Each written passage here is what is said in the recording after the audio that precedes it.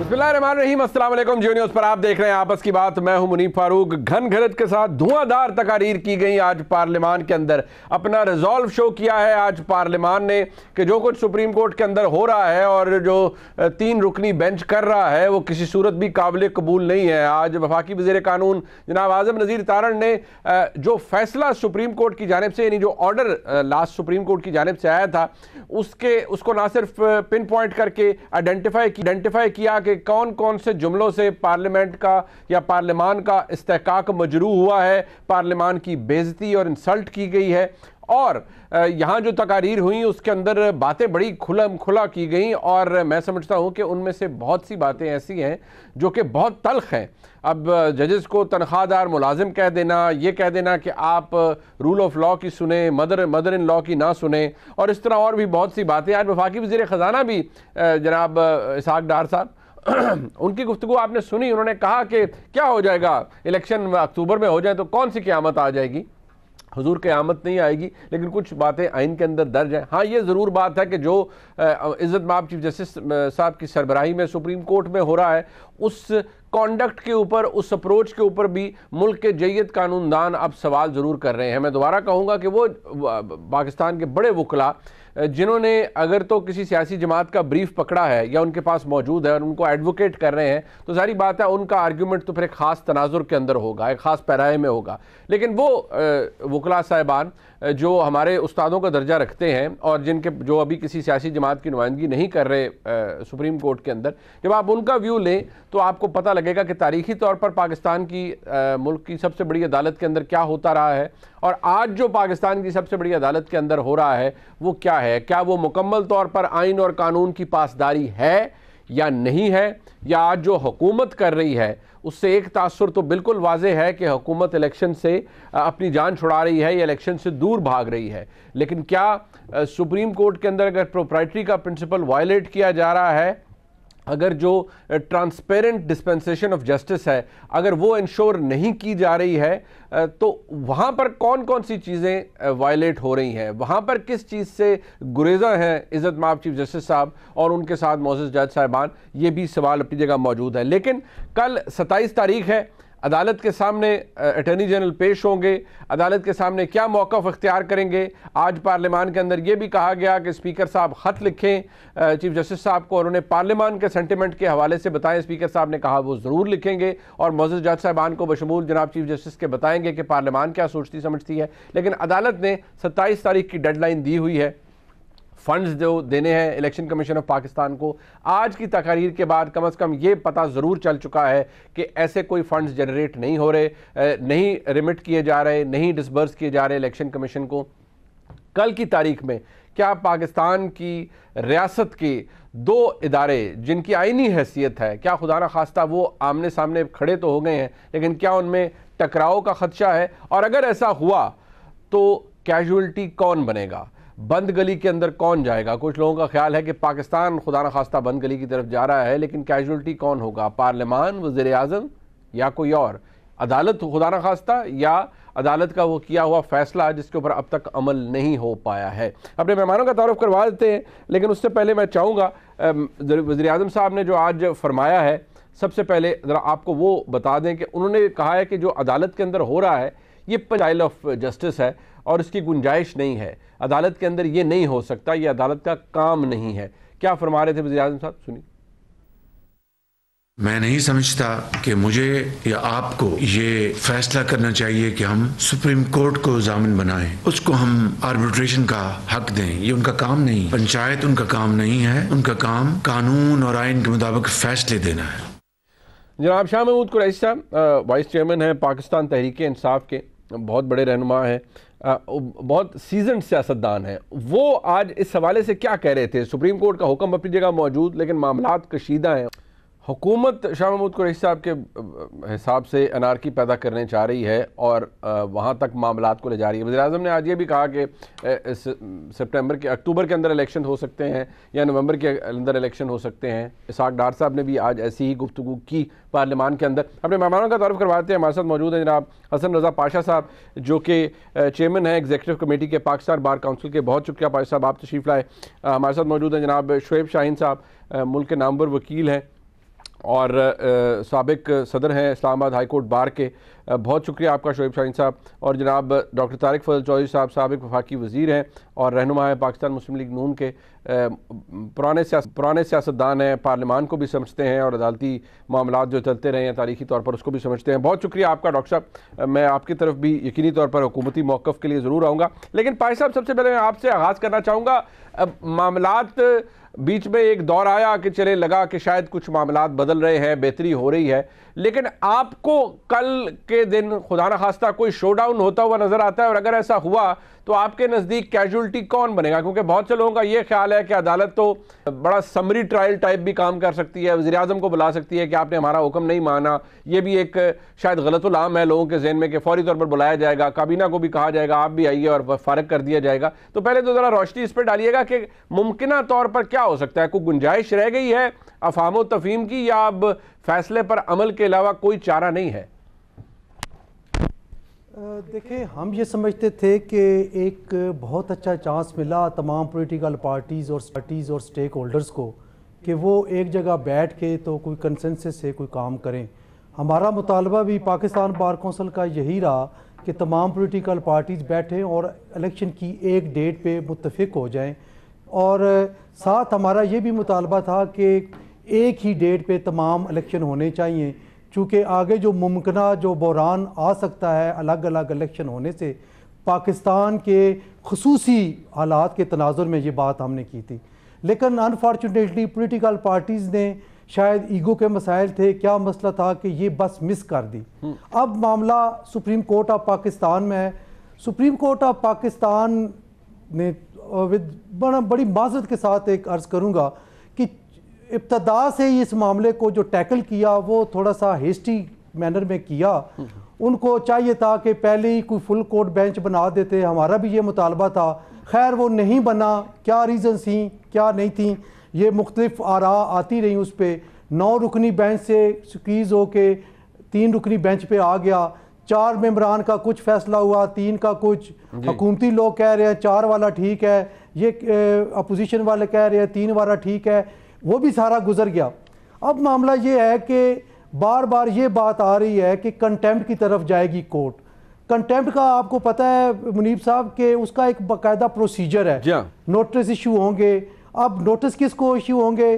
जो prime minister है। अब प्राइम मिनिस्टर कैबिनेट के साथ इन लाइन हो गया है, चूँकि एक चीफ एग्जीक्यूटिव सिर्फ प्राइम मिनिस्टर नहीं रहा, कैबिनेट भी हो गया। बिल्कुल।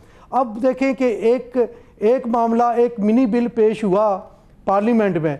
पार्लियामान ने आइन के और कानून के और अपने रूल्स के मुताबिक उसको कायमा कमेटी के सुपुर्द कर दिया।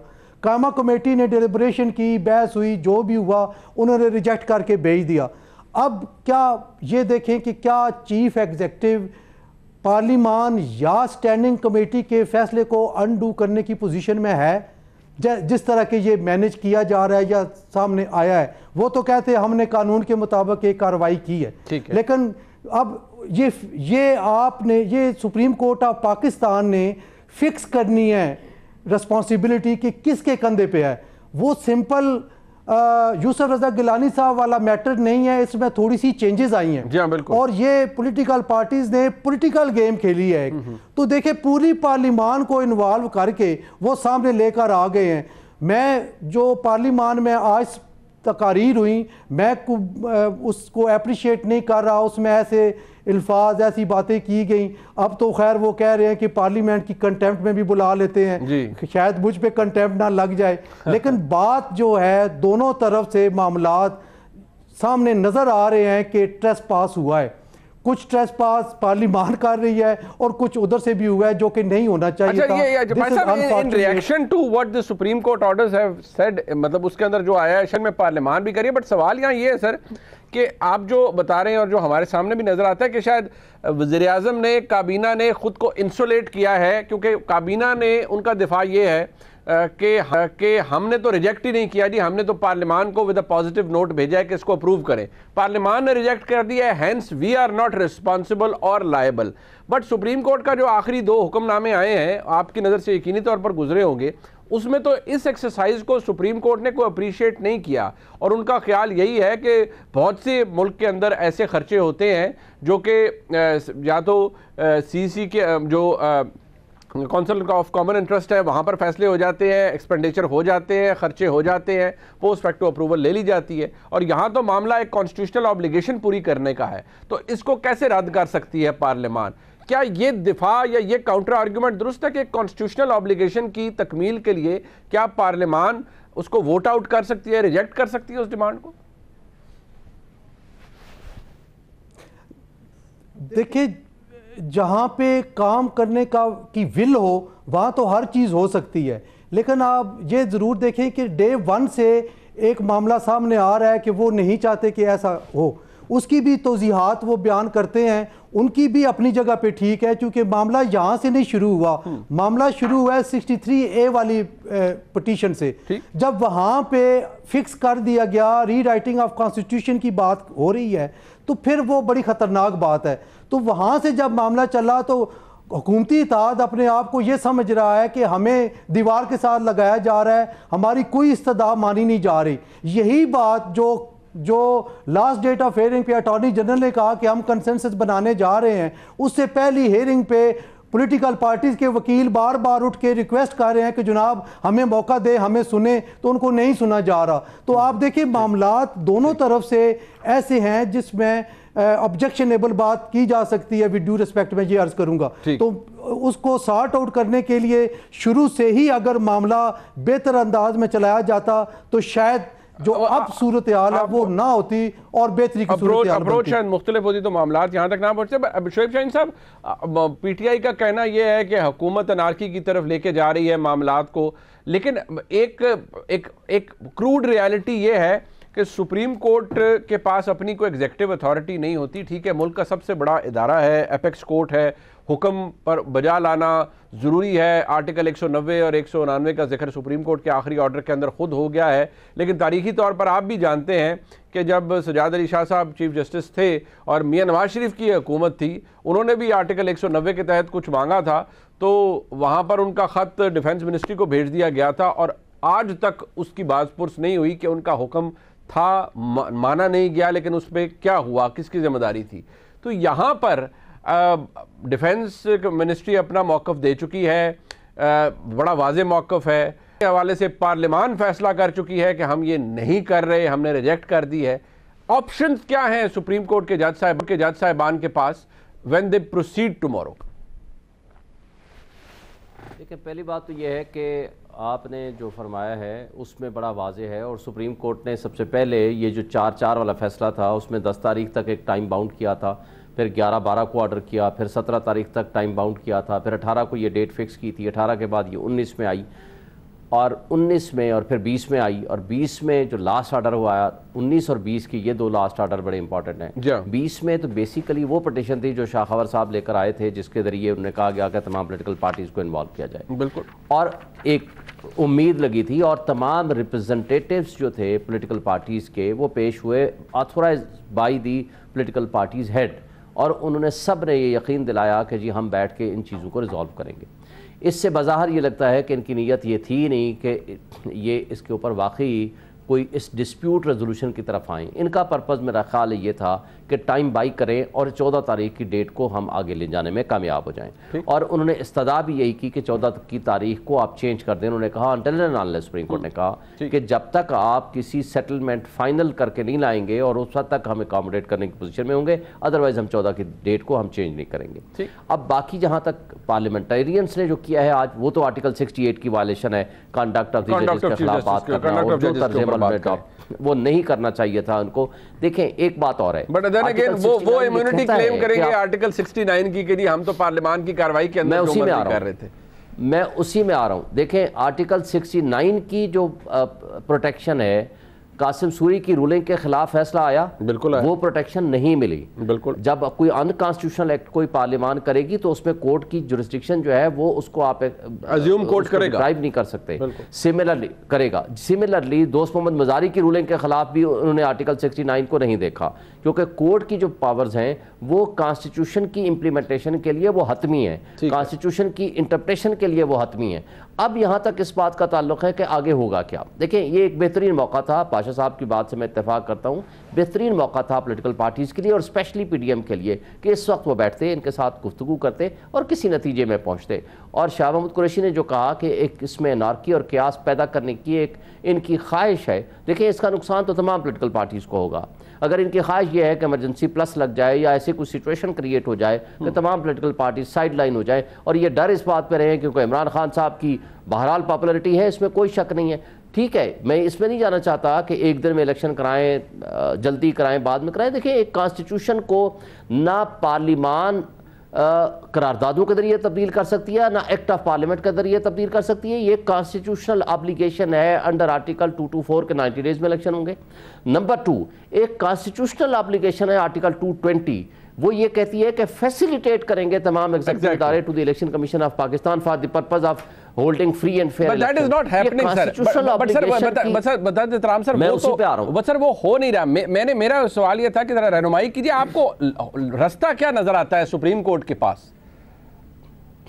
देखिए, सुप्रीम कोर्ट के पास दो ऑप्शन है। एक तो यह है कि आज खुद वो कह दें कि हमने रिव्यू कर लिया, पार्लियामान हमारी बात नहीं मान रही, एग्जीक्यूटिव हमारी बात नहीं मान रही, हमने हाथ खड़े कर दिए, जाएं जी आप जो दिल करे करें। लेकिन ये हो नहीं सकता क्योंकि रिव्यू की पिटीशन भी नहीं आई, ना इलेक्शन कमीशन की तरफ से, ना ही आई है गवर्नमेंट की तरफ से। और ये सुप्रीम कोर्ट के ऊपर लोगों का जो ट्रस्ट है वो सारा खत्म हो जाएगा बिकॉज ऑफ द रीजन कि एक आम आदमी माड़े बंदे के बारे में तो आप फैसला करें और 1 घंटे के अंदर आप उसको एग्जीक्यूट कराएं, आपकी अथॉरिटी है। लेकिन अगर आप किसी ताकतवर बंदे के खिलाफ आप प्रोसीड करें तो आप उसको एग्जीक्यूट ही ना कराएं और सिर्फ इस बात पर आप पीछे हट जाएं। मेरा ख्याल है सुप्रीम कोर्ट के पास भी आप सिर्फ एक ही ऑप्शन बचा है कि they will proceed against the delinquent person whosoever may be। और उसमें ये बड़ी chief executive, prime minister, okay आप ये कह रहे हैं chief executive prime minister, main chief executive के खिलाफ, और उसके साथ वो मिनिस्टर्स जिन्होंने खुल्लम खुला सुप्रीम कोर्ट की जजमेंट की तौहीन की है और कहा है कि हम इनको नहीं मानते। नंबर 2, नहीं, वो तो पार्लियामान ने भी कहा है, वो तो पार्लियामान ने भी कहा है सर कि हम नहीं मानते, ये माइनॉरिटी जजमेंट है। देखिए, पार्लियामान की बात मैं वही कह रहा हूं कि पार्लियामान की जाने वाली बात को तो कोर्ट सेटिसाइड कर देगी, लेकिन क्या पूरी पार्लियामान के खिलाफ कंटेम्प्ट प्रोसीजर्स करेगी? ये बड़ी कॉम्प्लिकेटेड सी सिचुएशन है। बट मैं let me move on. Chaudhary sahab, बात ये है कि यहाँ आप देखें, एक बात तो ये आ गई है कि मुल्क की सबसे बड़ी अदालत है, अगर वहाँ कल वो वाकई जो कि नजर नहीं आ रहा, लेकिन अगर वो हाथ खड़े कर देते हैं कि भाई वफाक हमारी बात नहीं मान रहा, एग्जीक्यूटिव हमारी बात नहीं मान रहा, मिनिस्ट्री ऑफ डिफेंस हमारी बात नहीं मान रही और हमारे फंड्स जो हैं वो इलेक्शन कमीशन को दे नहीं जा रहे, तो हमारे हाथ खड़े हैं, आप रियासत चला लें ऐसे ही। तो फिर वो शोएब शाहीन साहब वाली बात है कि आम आदमी कहेगा कि ठीक है जनाब, मैं तो माड़ा हूँ, मेरे पे तो हुक्म भी चल जाता है और मेरा सॉफ्टवेयर हर किस्म का अपडेट हो जाता है, तो ताकतवर आदमी के खिलाफ कुछ नहीं होता। तो क्या आप एनआरकी की उस सतह पर ले जाना चाह रहे हैं मुल्क को, शोएब साहब?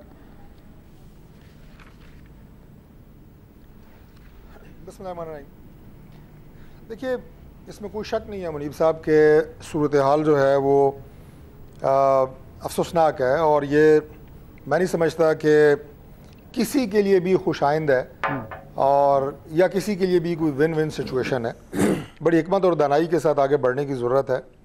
अगर कोई ये समझता है कि जो भी गवर्नमेंट का मौक़िफ़ है या पीडीएम का मौक़िफ़ है ये हमारे ज़ाती फ़ायदे के लिए है और 1 टर्म इलेक्शन के लिए है, तो ये उसकी शदीद गलतफहमी है।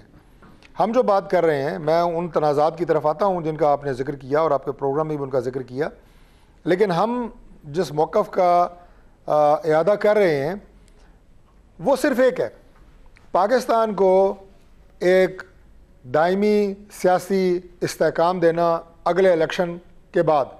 जी, एक मुतनाज़ा इलेक्शन किसी सूरत में हमारा मुल्क मुतामिल नहीं हो सकता कि आप अभी पंजाब में इलेक्शन कराएं, मरकज़ में आपके एक पॉलिटिकल गवर्नमेंट बैठी है, हारने वाली पार्टी आज ना माने, कल वहाँ पे पॉलिटिकल पार्टी की गवर्नमेंट बने और अक्टूबर में कौमी असम्बली की नशस्तों के इलेक्शन हो, कोई भी नहीं माने, अगले 5 साल यही दमा चौकड़ी मचे, उसके 5 साल के बाद फिर यही हो, मरकज़ में अलग इंतखाबात, सूबे में अलग इंतखाबात, अगले 5 साल फिर जनाब दमादम मस्त कलंदर। ये मुल्क इस तरह नहीं चल सकता। हम चाह रहे हैं कि इलेक्शन एक दिन हो और गैर मुतनाज़ा हो, सबको एक्सेप्टेबल हो, मुल्क जो है वो पटरी पे दोबारा चढ़े, ये हमारा मौक़िफ़ है। अब इसमें जो सूरत हाल जिसका अभी आपके प्रोग्राम में जिक्र हुआ, इसमें कतई तौर पे सुप्रीम कोर्ट बहैसियत इदारा इंतहाई मुकद्दम है। मैं लंबी हिस्ट्री की बात नहीं करूँगा। मियां नवाज शरीफ साहब का फ़ैसला जब उनको नाअहल किया गया, वो रात वो फ़ैसला एक मुतनाज़ा फ़ैसला था। कभी भी आइंदा आने वाली तारीख उस फैसले को जस्टिफाई नहीं कर सकेगी, लेकिन वो रात मियां नवाज शरीफ साहब ने वज़ीर आज़म हाउस नहीं गुजारी थी। 1 घंटे के अंदर उन्होंने कहा था कि let's pack up, supreme court के फैसले का एहतराम हम करने वाले हैं। ऐसा नहीं है कि हम उस फैसले का एहतराम नहीं करते। यहाँ पे बहस कहाँ पे शुरू हुई है? बहस यहाँ पे शुरू हुई है कि यही केस 7 रुकनी बेंच सुन रहा था, जिसमें 4 रुकनी बेंच ने अपना एक वाज़े मौक़िफ़ दे दिया है।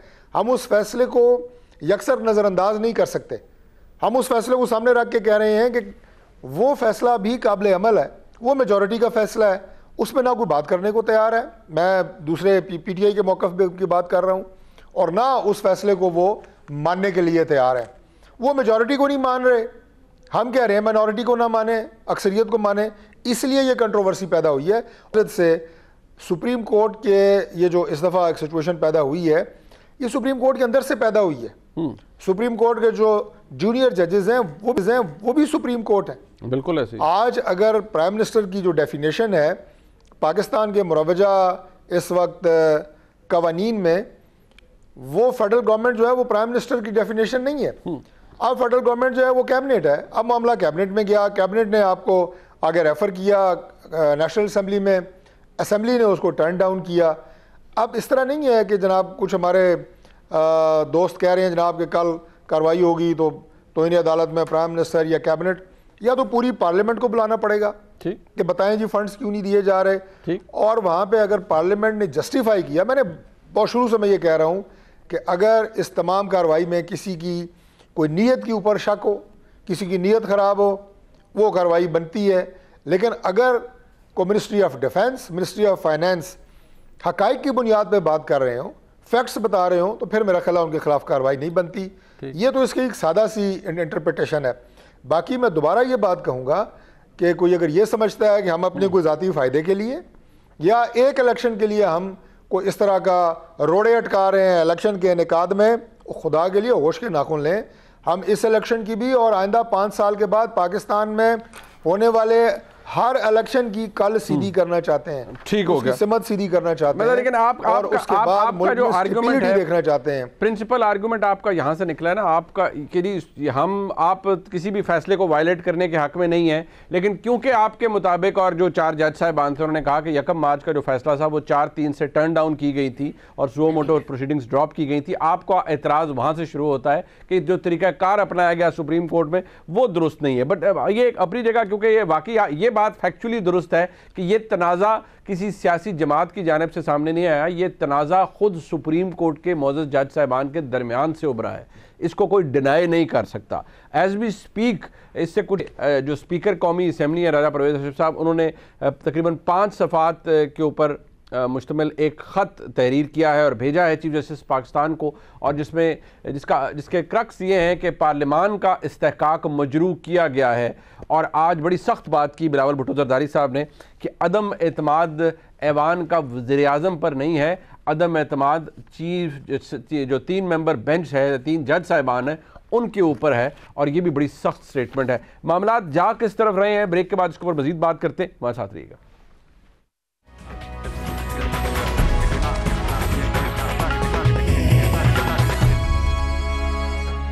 एक बार फिर आपको खुशामदीद कहते हैं। पार्लियामान का इस्तेहकाक मजरू हुआ है। आज प्रिविलेज कमेटी के अंदर भी कहा गया, जिक्र हो रहा था कि 3 लोगों को, 3 शख्सियात को बुलाने की बात की जा रही है। वल्लाह अलम ये 3 शख्सियात कौन है, खुदा ना खास्ता कहीं वो जज साहिबान तो नहीं। तो मैं ज़रा शुरू करें तो डॉक्टर साहब आप भी ज़रा काइंडली बता दीजिएगा, ये पार्लियामान का इस्तेहकाक मजरू हुआ, बट वे फॉरवर्ड आपकी हुकूमत सिर्फ यही दे पाई है या पूरा वफाक यही दे पाया कि आप इलेक्शन इकट्ठे करवा लें या इलेक्शन अक्टूबर में हो जाएँ और ये आप बार बार कह रहे हैं कि जी इसमें कौन सी बड़ी बात है।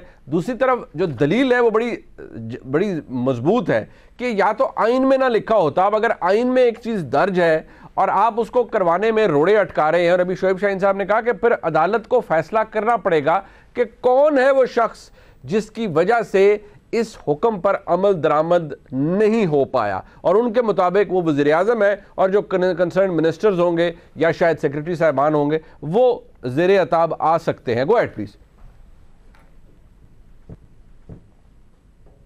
देखिए, जहाँ तक पार्लिमान के इस्तेहकाक का ताल्लुक है, ये बात बिल्कुल सही है कि एक तो पार्लिमान के अंदर से ये बहस या ये बात उस वक्त शुरू हुई है कि जबकि सुप्रीम कोर्ट के अंदर जो ऑनरेबल जजेज़ हैं और जिनकी अक्सरियत, मैंने दोबारा सिर्फ मुख्तसरन अर्ज़ करूँगा, जिनकी अक्सरियत ने अक़लियत के फ़ैसले को या 3 रुकनी बेंच के फ़ैसले को नल एंड वाइड किया, उसके बाद ये बहस पार्लियामेंट में शुरू हुई। और पार्लियामेंट में जब मुतअद्दिद करारदादें पास हुई, पार्लियामेंट की आवाज़ को यकसर नज़रअंदाज करना, मैं समझता हूँ कि वो ज़ाहिर है पार्लियामेंट की आवाज़ जो है वो पाकिस्तान की आवाम की आवाज़ है, आप उसको दबा नहीं सकते, आप उसको यकसर नज़रअंदाज नहीं कर सकते। और जब आपके स्टेट ऑर्गन्स की बात होती है, पिलर्स ऑफ स्टेट की बात होती है, तो उसमें आपकी अदलिया है, आपकी पार्लियामेंट है, और पार्लियामेंट को सुप्रीम कहा जाता है। आज सुप्रीम कोर्ट के बारे में कहा जाता है जनाब कि सुप्रीम कोर्ट जो है वो आइन की तशरीह करती है, आइन की तख्लीक कौन करती है? वो आपकी पार्लिमान करती है। तो पार्लिमान की तख्लीक करने वाला इदारा ज़्यादा मुकद्दम है या उसकी तशरीह करने वाला इदारा ज़्यादा मुकद्दम है? दोनों का अपना काम है। दूसरी बात यह कि आइन के अंदर अमेंडमेंट पार्लियामेंट करती है, आइन में अमेंडमेंट ये इख्तियार सुप्रीम कोर्ट के पास नहीं है, और उसके बाद आपकी मुकन्ना है जो आपकी एडमिनिस्ट्रेशन है। तो एक दूसरे को स्पेस दें, इसका हल ये है सारे मसले का और इशू का, एक दूसरे को स्पेस दें, एक दूसरे की अथॉरिटी को तस्लीम भी करें और रेस्पेक्ट भी करें। ठीक है, हम एक दूसरे की अथॉरिटी को वायलेट करके या एक इदारा दूसरे इदारे को नल एंड वाइड करके कभी भी, मैंने जो कहा था कि विन विन सिचुएशन नहीं हो सकती। तौहीन पार्लियामेंट, और इसमें जो सफर कर रहा है वो मुल्क कर रहा है। बिल्कुल ठीक है, मुल्क की आवाम कर रहे हैं, बिल्कुल कर रहे हैं, मुल्क की इकॉनमी भी कर रही है। बट अभी भाई साहब आपने जो फरमाया था वो बड़ी दिलचस्प बात है कि जो ट्रेसपास है वो तो हुआ है, और ओवर रीच, हमें जुडिशल ओवर रीच हमारे मुल्क के अंदर नज़र आती है। मैं तो अकल पर मातम करता हूँ तारीखी तौर पर जिन लोगों ने इस जुडिशल एक्टिविज़म और जिस जुडिशल ओवर रीच को सेलिब्रेट किया, उसमें डॉक्टर साहब की जमात भी सर फहरिस्त है, बल्कि मैं कहूँगा सबसे बड़ी जमात सर फहरिस्त वही है जिन्होंने इसके ऊपर तालियां बजाई। आज शायद खुद भुगतना भी पड़ रहा है कि इस जुडिशल एक्टिविज़म ने मुल्क के अदालती निज़ाम को भी, मैं तो बहसीयत एक तालिब इल्म की ये कहता हूँ, कहीं का नहीं छोड़ा। But we don't have a solution, या कम अज़ कम अभी को हालात समझ नहीं आते। जो बात अभी शोएब शाहीन साहब ने की कि क्या ये अदालत फिर ये कर सकती है कि भाई वफाक भी बात नहीं मान रहा, कोई और एग्जीक्यूटिव अथॉरिटी हमारी बात नहीं मान रही, तो अदालत कहे ठीक है फिर आप रियासत चला लें, या अदालत कहे कि हमने हुक्म दिया था उस पर अमल दरामद नहीं हुआ, and according to Shoaib Shaheen sahab वो फिर डिलिंक्वेंट जो आइडेंटिफिकेशन है किसी एक की वो करेंगे, और उनके ख्याल में वो वज़ीर आज़म है। आप क्या कहेंगे सर? देखें, ये बहुत बड़ी ख़तरनाक बात होगी कि अगर सुप्रीम कोर्ट ऑफ पाकिस्तान हाथ उठा ले और कहे कि जी आप जो मर्ज़ी है करें। ये इसके कॉन्सिक्वेंसेस शायद कई सालों तक पाकिस्तान को बर्दाश्त करने पड़े। दूसरी तरफ एक और ख़तरनाक बात है कि अगर सुप्रीम कोर्ट रिजल्ट करती है कि मेरी ये जजमेंट है और इसको इम्प्लीमेंट करें, और आगे से इदारे इम्प्लीमेंट ना करें, उसके भी कॉन्सिक्वेंसेस इतने ही ख़तरनाक हैं जो पहली के हैं। देखिए, अब एक और पिटीशन फाइल हुई है CPLA सुप्रीम कोर्ट में 184(3) के तहत, जो कि तहरीक इंसाफ ने फाइल की है। उसमें तहरीक इंसाफ थ्रू फवाद चौधरी और दोनों जो वज़राए आला है साहब परवेज़ इलाही साहब और महमूद खान साहब, और आपको पता है उसमें प्रेयर क्या की है जी? बड़ी ख़तरनाक प्रेयर है मुनीब साहब जी। प्रेयर ये की गई है कि जनाब ये जो केयर टेकर सेटअप है इसको ख़त्म करें, और सुप्रीम कोर्ट ऑफ पाकिस्तान दोनों सूबों के इंतजामी मामलात को खुद चलाए, डे टू डे अफेयर्स चलाए, जी एडमिनिस्ट्रेटर बन जाए। This is prayer. ये देखिए कितनी खौफनाक प्रेयर की गई है। मुझे तो समझ नहीं आ रही कि तहरीक इंसाफ जिसमें बड़े ब्रेन हैं, अली जफ़र साहब माशाल्लाह बड़े कॉम्पिटेंट लॉयर हैं, मैं तो उनको बड़ी इज्जत की निगाह से देखता हूँ, उनकी मौजूदगी में अगर इस किस्म की प्रेयर की गई है तो आप सुप्रीम कोर्ट से क्या क्या करवाने जा रहे हैं? एक और पिटीशन भी फाइल हुई है। सर वो करवाने के ख्वाहिशात तो बहुत लोगों की होगी। सुप्रीम कोर्ट बसद एहतराम क्या क्या करने के लिए तैयार है, ये जरूरी है, ये अहम है, उस पर देखिए ये अगर किसी एक शहरी की तरफ से हुई होती तो और बात थी। This is very important Munib sahab, ये मेन स्टेक होल्डर है पीटीआई, जो अपने आप को पाकिस्तान की पॉपुलर जमात कहती है, वो ये कह रही है। सुप्रीम कोर्ट को कहां कहां इंडल्ज कर रहे हैं आप। और दूसरी एक शहरी ने भी पिटीशन फाइल की है, दोनों इकट्ठी फाइल हुई हैं आज। और उसमें यह किया गया कि जो हमारी पुरानी असेंबलीज हैं उनको बहाल करें, छोड़ें इस बात को। और अगर इलेक्शन कराने हैं तो इमरान खान साहब से 21 अरब रुपया एडवांस लें और फिर इलेक्शन करवा दें। ये भी एक अजीब, ये साथ साथ चले। तो अब बात जो है, देखे ये सारी बातें। और एक और चीज बड़ी इंपॉर्टेंट है, मैं वो पॉइंट आउट करना चाहता हूं। आपने 20 तारीख वाला फैसला पढ़ा है? जी बिल्कुल। इंटरम ऑर्डर, जी बिल्कुल। उसमें पैराग्राफ 7 और पैराग्राफ 8 में जो तजाद है वो देखें जी। पैराग्राफ 7 में ये था कि 4 बजे हम दोबारा कोर्ट बैठेगी, ये थी ज़बानी ऑर्डर बिल्कुल। लेकिन इसमें ऐड कर दिया गया कि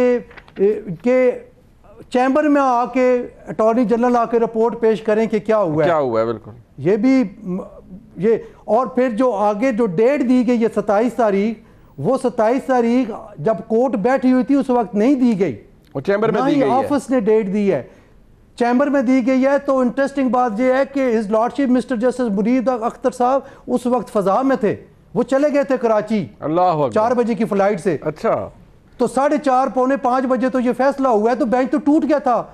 जो बताने वाले हमें बता रहे हैं कि जस्टिस मुनीर अख्तर साहब जो हैं वो 2:30-3 बजे कराची तशरीफ ले गए थे। ठीक, अब ये भी देखें, ये भी एक अजीब सी बात है, उसको भी जरा ये अब इसके ये तो फैक्चुअल चीज़ है और फैक्चुअल वेरिफिकेशन से पता चलेगा। Towards the end Shoaib Shaheen साहब, आपके खदशात अपनी जगह मौजूद, सब कुछ है, लेकिन आपको वे फॉरवर्ड ये नजर आता है कि अदालत फिर प्रोसीड करे और जो जिम्मेदार है उसको सजा दे दे।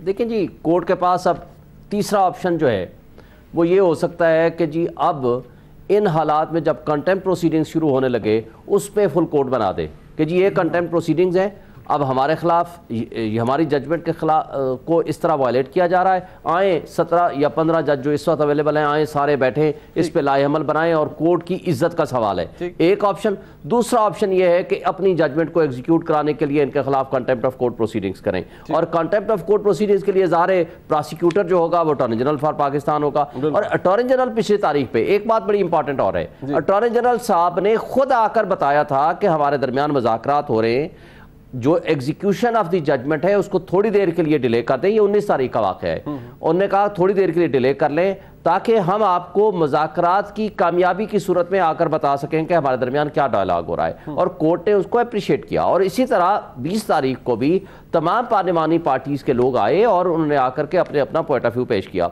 मेरा ख्याल है कि अब इस स्टेज पे जाकर के सिचुएशन इतनी एडवर्स हो चुकी है कि आज सुप्रीम कोर्ट देखें, 2 जो पटिशंस आई थी, CM आई थी, जिसमें इलेक्शन कमीशन ऑफ पाकिस्तान की और डिफेंस की, उनकी पटिशंस डिसमिस हो चुकी हैं, वो CM थी। उनकी डिसमिसल के बाद कोर्ट के पास कोई ऑप्शन नहीं है to proceed against the delinquent officials और द पब्लिक ऑफिस होल्डर्स। इसके अलावा कोर्ट के पास अब कोई ऑप्शन नहीं है। ठीक हो गया। और अगर वो नहीं करते हैं तो उनकी अपनी इज्जत एट स्टेक होगी। बिल्कुल ठीक है। मैं जनाब डॉक्टर तारिक फजल चौधरी साहब का, जनाब पाशा साहब का और शोएब शाहीन साहब का शुक्रिया अदा करूंगा प्रोग्राम के सेगमेंट में। इसका इख्तिताम के बाद जब हम वापस आएंगे, आज की तारीख का पाकिस्तान के अंदर एक कंसर्न जो सेहत के हवाले से है वो है मंकी वायरस, और इसलिए क्योंकि अब इसके केसेस बताया जा रहा था 2 है, अब आज बताया जा रहा है कि सस्पेक्टेड केसेस शायद 20 के करीब हैं। ये कैसे फैल सकता है, कैसे फैलता है, तदारुक क्या है, बचाव क्या है? ब्रेक के बाद एक यूजफुल सेगमेंट, हमारे साथ रहिएगा।